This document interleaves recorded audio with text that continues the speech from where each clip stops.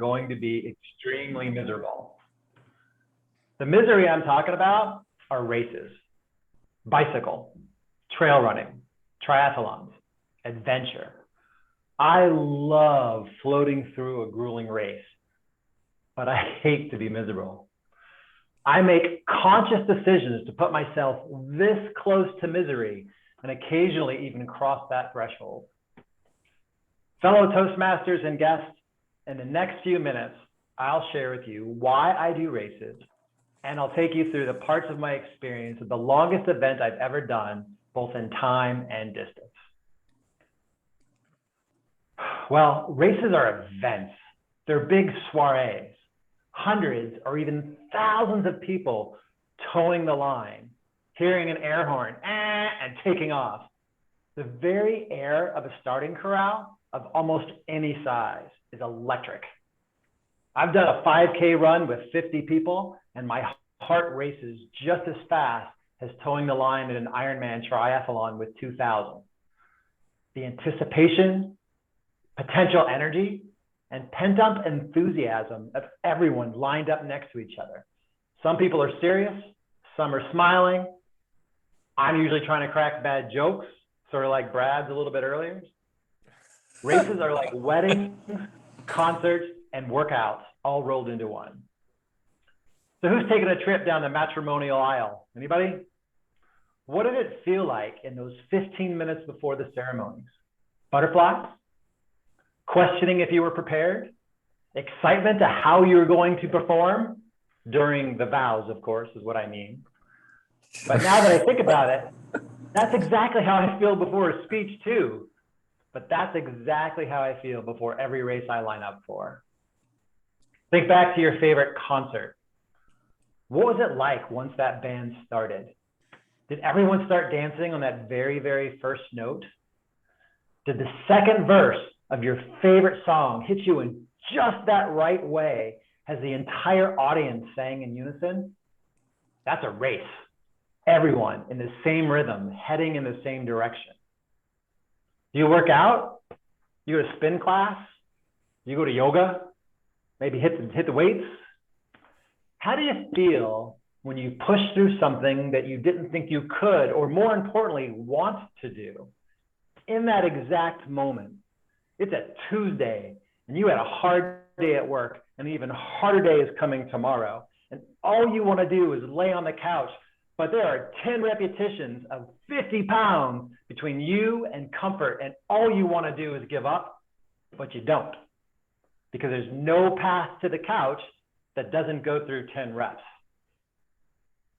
That is the emotion and the feeling that I have in the middle of an event as you hit the hard part. Let me take you through the longest thing that I've ever personally done, both in time and distance. Seattle to Portland on a bicycle in one day, 213 miles, 13 hours actual pedaling, 15 hours from start to finish. Before sunrise, me and two of my friends, and actually some of you might know them, Tim Van Evenhoven and Nick Newton, queued up before dawn, just north of downtown Seattle, riding through mostly deserted streets, except of course for thousands of bicycles, headlights on and taillights on, lighting up the road, riding along the water as the glowing sun rose up over eastern Seattle. At the mile 75 rest stop, knowing that by any measure I've had a long day, but I still have 125 to go. Relaxing at the mile 125 rest stop, getting lemonade and Brad, my favorite, pickle juice, it being the furthest I'd ever ridden in a day, but I still had 90 miles to go.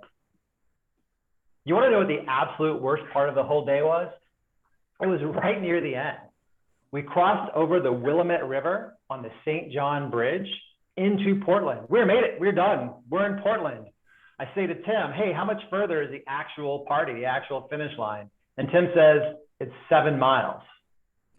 Well, 7 miles isn't particularly long, but is excruciatingly long when you're already done.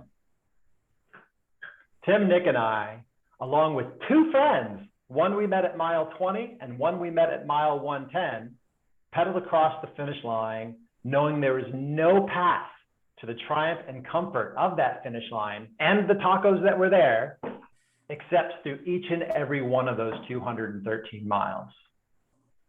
I race because I love the energy at the start, the turn of the wheels, the pace of my legs, and the sheer physical, mental, and emotional boundaries that I test. In the hours after, I'm exhausted, sometimes miserable, wondering why I subject myself to this physical, mental, and emotional anguish.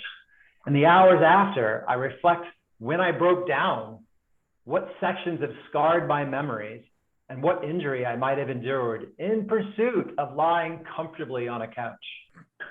But the next day, the very next day, when I can still barely crawl out of bed, sore everywhere, the question always is, we're doing this again together next year, right? Thank you very much.